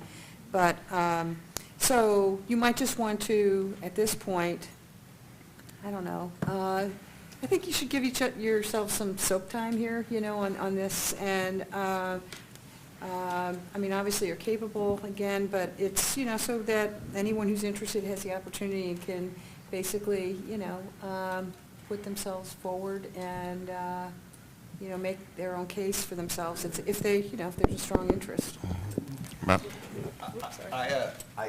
I like the word soak time. It's going to be a few meetings, I think, before we get a sense of who's at the table, right? So so understanding that this is all temporary, I'm not particularly interested in coming back, adjourning in 10 minutes and coming back and at the start of the next meeting, trying to pick a chair. But if we maybe waited a few meetings and then set it on an agenda where people who had thought about it and got a sense of the group and the task, because it's having chaired some commissions, and again, far less intense, it's work, right? It's work on top of the work, and then maybe pick 3 meetings down, and people come and say anyone interested gets to say their piece, and it's a secret ballot, I imagine, right? Nope. No. I think we got to take all our votes. Do the bylaws address it? Because most of I them. think I read that. Did I not? Yes. They're all. I see nods in the. Oh, the voice votes? What is that, parliamentary? Did I read that wrong? Okay, It's an open ballot. Yeah, we're not going to overtalk each other. Yeah, it's an open ballot. So Open fair ballot, enough. that's what I thought. Okay. All right. Madam Chair, question. How does this process transpire in other commissions associated with the council? So I can speak to that. It's, at least in my experience, it's been, usually the vacancy comes up, right? So I haven't started ab initio, like from the very beginning like this, right? So usually people get to know each other a little bit, and the position's up, and people talk to each other, and someone steps forward. Kind of naturally. The one task force I was on, I think it was it was smaller room, and I think people just based on kind of who was in the room and who had some relevant experience. I was going to say, Zach's had his hand up. Zach? Thank you. So as an open vote, I think generally you take a motion and a second from the floor for someone's nomination. Right. And that first nomination to get a majority vote becomes chair. Excellent. So if a majority can consensus around the first candidate, that may be it. Okay. But the bodies I've been in, it was pretty clear who had the commitment and time to take on that burden for the group. So it was pretty clear going in, even informally. But yeah, first person to get a majority. Thank you. I think she had one just before you. It's all right. Go ahead. No, you go. It's fine. You're coming this way. All right. I just thought that it would be good to clarify, Madam Chair, responsibilities and time that needs to be put outside of being a chairperson or a vice chairperson, as well as limitations that you have during meetings. It's my understanding that you're not formally limited in the discussion, but there is this unsaid standard that the chair usually moderates and steps back unless everybody else discusses. So I just wanted to put that out there. That is correct and true. I'm sorry, Zach. I was just going to suggest we have the chair of the HRC here who may be able to speak to that from personal experience. That may be the best feedback. Okay. I'm going to let Madam Jackson, Commissioner Jackson, speak first, please, if we could. And I was just going to offer a counterpoint to the soak time and maybe construct a different kind of soak time. I think it might be advantageous to us to know who's considering the position during the soak time. And so I think maybe the soak time might be more beneficial if you knew who was thinking about it, and then you could ponder that while you're soaking, as opposed to sort of soaking in without any context whatsoever. Right. Okay, that's a good suggestion. Again, my experience is basically in the commission that's already been established. it's harder to do now, especially because you don't know each other. And I Right. hope that you take some time to know each other before you start finalizing membership. But what has worked for us is that somebody who is not going to be chair, or maybe Denise, where people who are interested let a central person know, so that, so you've got some candidates in mind. And then other people can also nominate. And it's hard to know how many of you are going to be interested, but you need to know each other first. True, absolutely. I have a question for Chris. Oh, I'm sorry. No, May I ask a question? absolutely. Chris? Another question. So are there multiple ways of pondering candidates? For example, Zach, your one procedure was to have a person propose, and if that person wins a majority, that person wins a vote. Are there alternatives to that? Yeah, normally I would say procedural questions are up to the chair, but since you don't have one. Well, no, we have a temporary one. And I wasn't asking about what we should do, I was asking about the options available to Yeah, us. it's pretty much wide open. It's however you want to do it. Okay, so you could do it in any variety As long of as ways. there's, a vote approving, ultimately, that's all you need. I just, before, I had something to say. Okay. Nobody noticed. I'm just kidding. I am so kidding.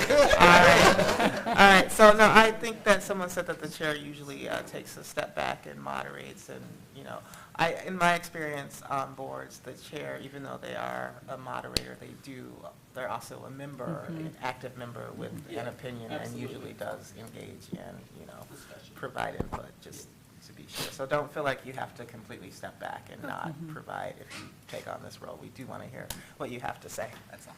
So, Mr. Offman? Yes. Also, what we have is the tenure for the chair, vice chair is 1 year. So it's not like he or she is going to be there for the rest of their term over here. And I would probably suggest that if anyone, any member of the commission would want to have his or her name being proposed as a chair or vice chair, and then tell the rest why they want to be. So that would be a little bit more informed.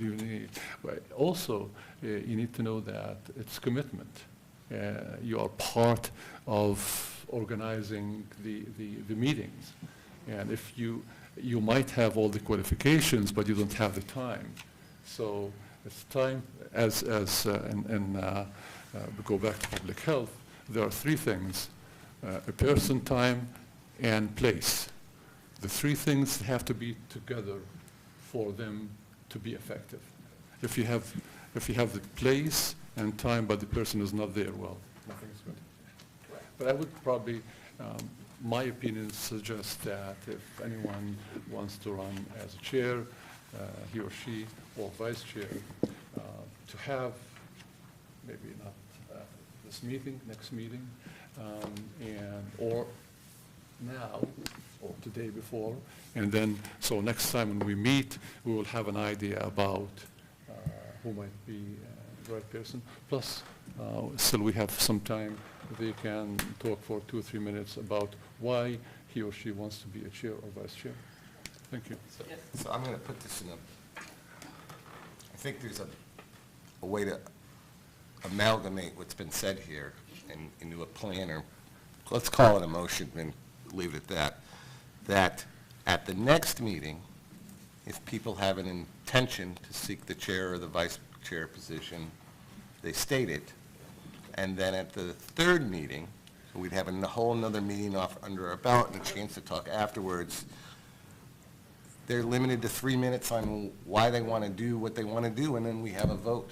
And we have a person in place in the 3rd meeting, and we get both soak time, but we do get a little time for people to digest just what happened over the last hour and 40 minutes and think about it, and then declare next meeting. So yeah, I'll call that a motion. That's a motion. It's a motion. That is a motion. Anybody, does everybody understand the motion? We should have discussion. Any discussion? That's what it's getting ready to do. Madam Chair? Yes. I just want to make people aware that that meeting is a short meeting. That third meeting, we're shortened, and we just need to make sure that we have enough time on the agenda. Because we're talking about the meeting on the 25th, correct?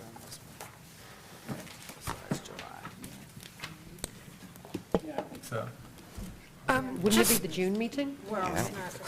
No, July. It'll be the July meeting. It would be So the the June next- 25th listen, meeting. As I understand it, at the next meeting, people would identify if they May- wanted to run. May correct? 28th. So that would be on May 28th. And then the vote would be? And then on June June 20. 25th, they could, yeah, we, Oh, I'm skipping a month. yeah. Okay. Is that right? That's correct. Okay, is that correct, everyone? Yeah, that was my intent without actually saying the dates. Okay, that works. Yes.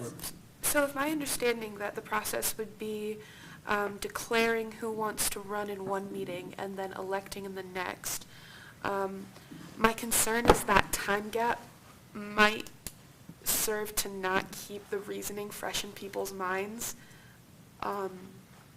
Like how well would we recall, without some sort of summarization process on the actual voting day, why people wanted to run and what qualifications they have? That's the motion, that people just declare at the next meeting. Right. And make a presentation at the third meeting The at June. which we vote. Oh, the presentation is at the third? The Yes. June 25th Okay, meeting. thank you, I misunderstood. Does everyone understand? Any questions? Well, I just don't see why they're not declaring and presenting at the same meeting. I don't understand why we need a month to deliberate on something like that. Because If that was the you- motion. And I know, and this is a discussion, and I am saying that I don't think that 2 meetings are necessary for that, but if you guys Do you want to would amend like the that. motion at all? I welcome more discussion. Okay. I don't like to complicate motions Technically, the without motion hasn't getting, been you know, seconded. the room As a involved. point of order. Okay, Ms. Jackson? Was that Tom? Zachary.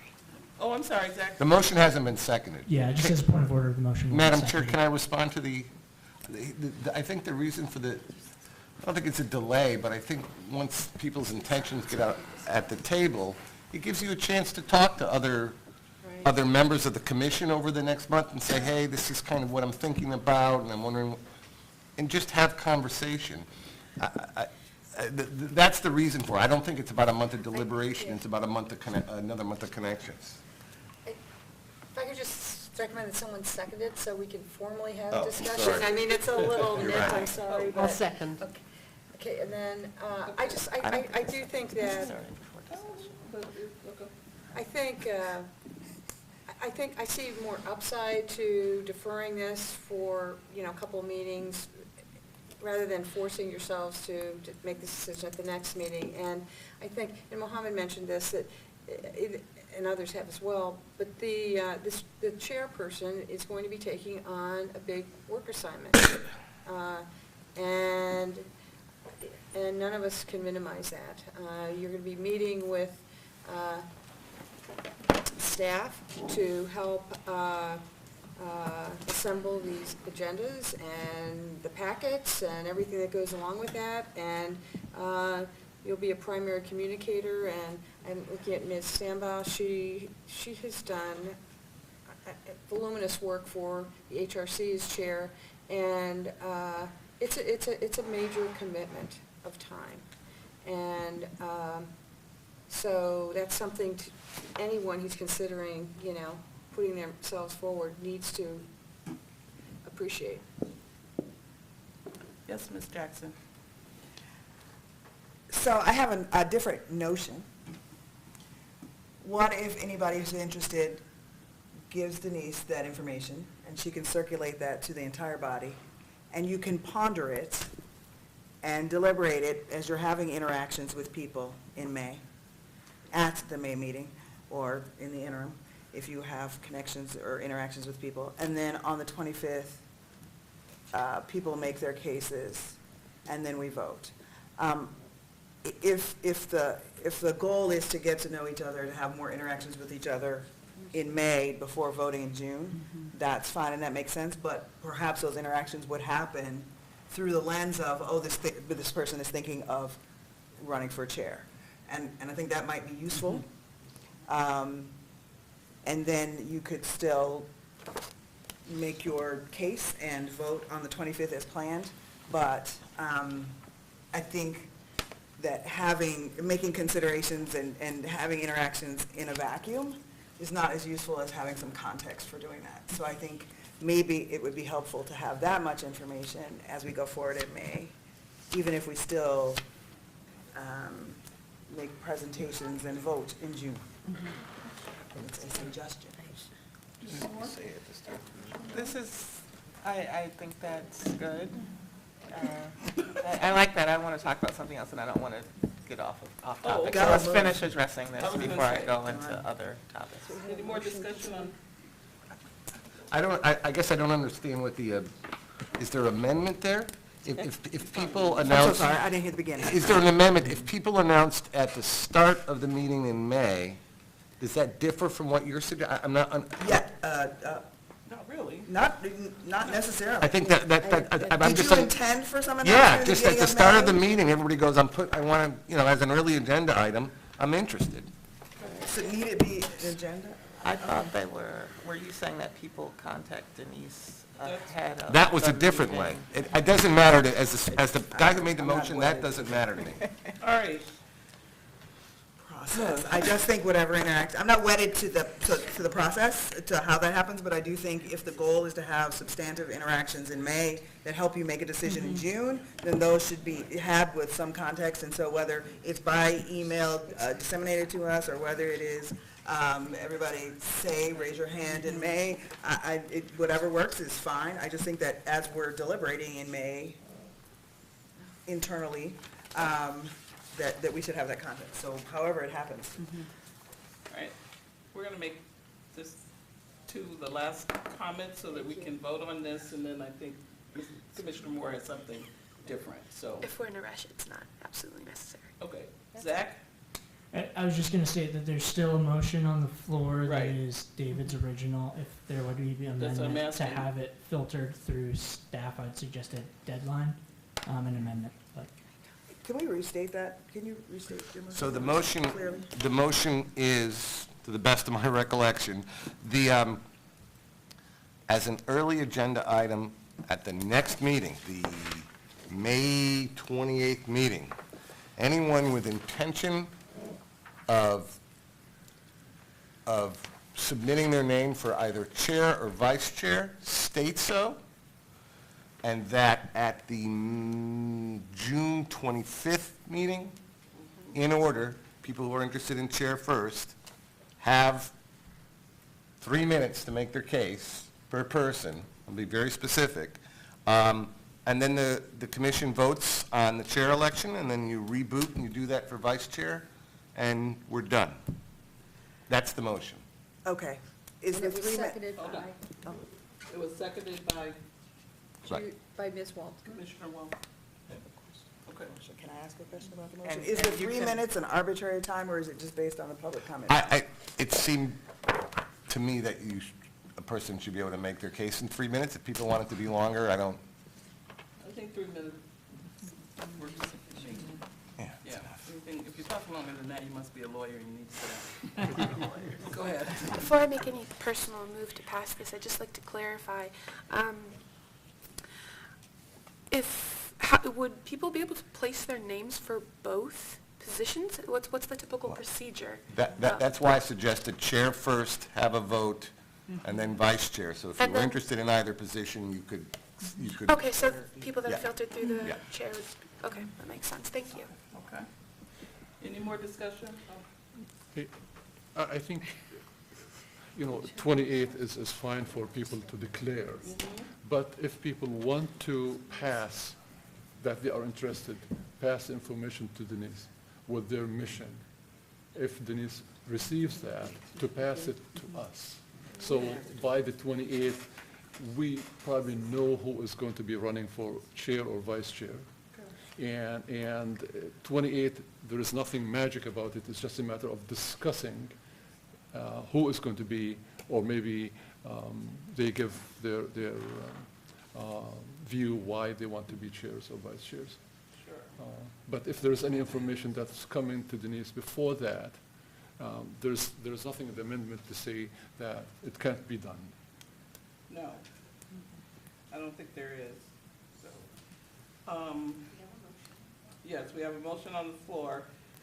I was looking at the calendar to see if we wanted to give people a deadline for getting, if they're interested, to getting that information to Denise so she can get it out to us. So the agendas has to be out at least a week prior, and it has to be posted, is that correct? Correct. Yes. It's not 10 days. So it has to be at least 1 week prior, which would be the 21st. No, I think Yes. Is it 10 days? Chris? It can be anything really, but typically it's the Friday before the meeting of the next week, so. Okay, so, could we make, the Friday before the 21st, the 17th, the deadline for getting your intention to Denise? Is Yeah. that Yes. acceptable? May May 17th. Wait. Well, we already have one motion on the floor. so Well, are we we don't have- motioning to amend his? To amend his, to add that part? Add that deadline. Okay. So, second? So we have a motion and a second. Any more discussion? All those in favor, say aye. Aye. Any opposition? None. All right, so you will get that to her by the 17th so that the agenda can be posted and prepared prior to the 21st. Any other discussion on future agenda items? Any specific things that people want to talk about on the 28th? Yes. So I know that the Human Rights Commission has been working with the police department on modifying trespass policy and how it's enforced, and that's something that we want this commission to look into as well. We really like your insight. I think we've pushed as far as we can, but now there are really questions about long-term policy changes that really are things that we can do quickly. They're things that are going to require a little bit more research, deliberation, and thought. And so that's something that we would like to add to this agenda. Possibly I can forward, documents so that we can review them and sort of talk about that at the next meeting. So could you state that in such a way that we can? Succinctly as Yes, possible. please. City trespass policy. Are you speaking to the new, for those of you who may not know, there's been a change to the trespass policy in Ann Arbor. So are you talking? We're not talking, I mean, we're welcome to talk about the criminal trespass, but we're Okay. mostly actually talking about being read trespass, the Okay. civil procedure, and when a police officer should use discretion in deciding whether or not to read a person trespass when called to a scene. It's kind of a detailed discussion, and once you get the documents, you'll see why we're sort of passing it on and hoping that you guys have additional insight. So that's something we can talk about more. That's just a brief intro. Okay. Because, we're concerned about the city being welcoming, and this all comes after sort of the Flake Transit incident. We've been looking at this ever since, and so I think it's something we'd really be interested in, and that this commission will offer really helpful insight into. And it's not something that we want to rush, it's something that we really want to be thoughtful about. Gotcha, okay. Any questions or comments on that issue? We'll go ahead and add that to the agenda for the 28th. Yes, Ms. Jackson? Could we also at least begin a conversation about what kinds of subcommittees might be useful to us? Okay. And community liaisons who might not be a subcommittee, but if we could throw that in that group.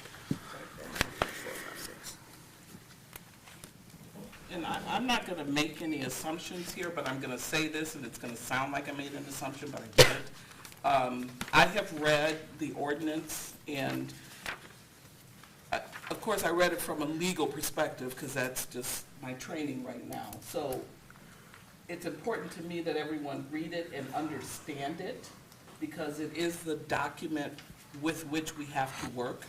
and it does really define a lot. And I know that the task force worked hard on it, and then I know that it was worked on by the mayor and city council, and they have, given us a really strict kind of parameters within which we need to work. So if you could, take a look at it, if there are things you don't understand, and we need to talk about that so we have more clarity, because we want to make sure everyone is clear on what the expectation is as we move forward with these kind of, if we're going to decide on subcommittees, we need to know what it is we're trying to accomplish to be able to figure out the subcommittees. That's all I'm saying. So I'm assuming on the next meeting that everybody will have digested, and if you have any questions, feel free to call the city attorney. Or, I'll tell you my interpretation, but it may not be the same as Mr. Postma's. So, all right, any questions on that issue? Yes? No, it's unrelated, but it's part of the agenda, which would be probably work in progress, is, as I said, we have to be transparent and also win the trust of the community that we're going to serve.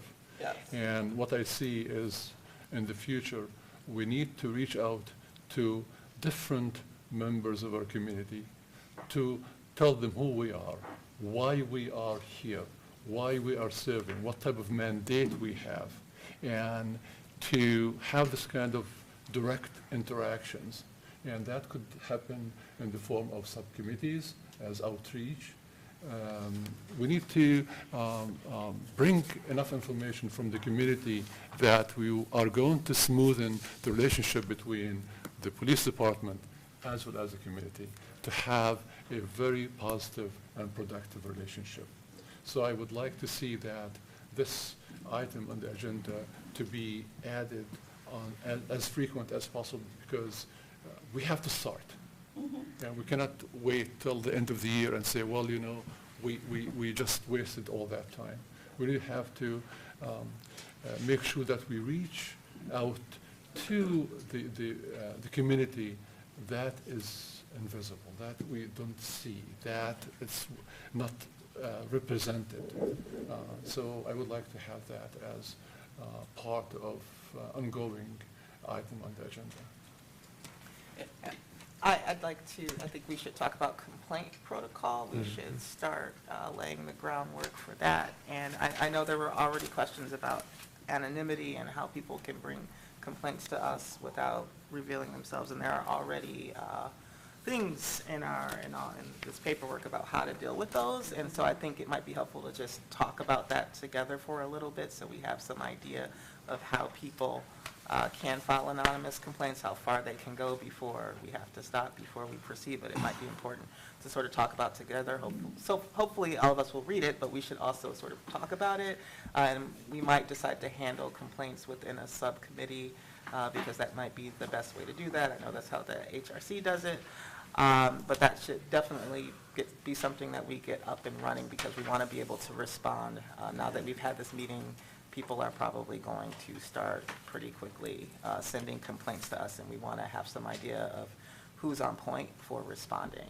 Thankfully, we have Denise to help us, to let us know, but we don't want all 11 people sort of calling someone back at once. So we should talk about that at the next meeting as well.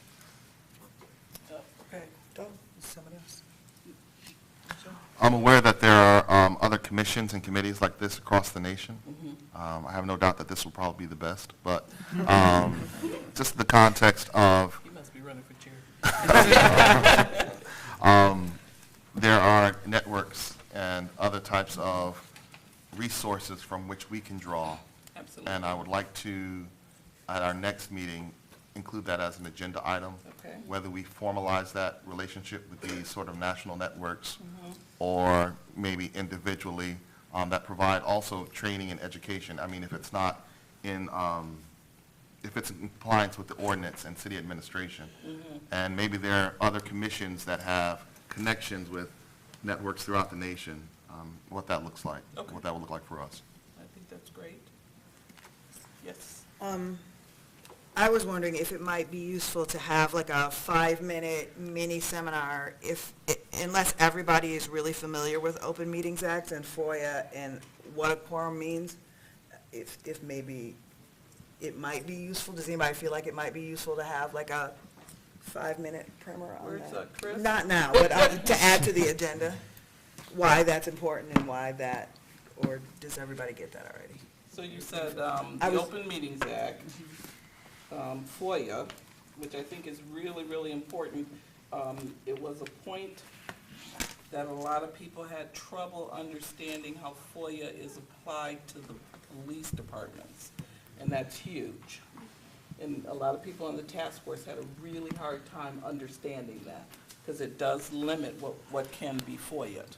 So I think it's important that's good that we talk about that and that people are clear on that. And what was the other thing? It was really, it's fine. The Open Meetings Act Yeah, and I FOIA? said quorum, but Okay. it's a part of that. Okay. And Chris, would you be willing to do that next time? Okay, thank you. Thank you. Yes. On the agenda item, I'd like to see as an item. Sweetheart, I'm going to ask you to speak up just a Sorry. little bit because I'm older. As an agenda item, I would like to see something regarding implicit bias training, and really examining procedures when this training is conducted. Okay.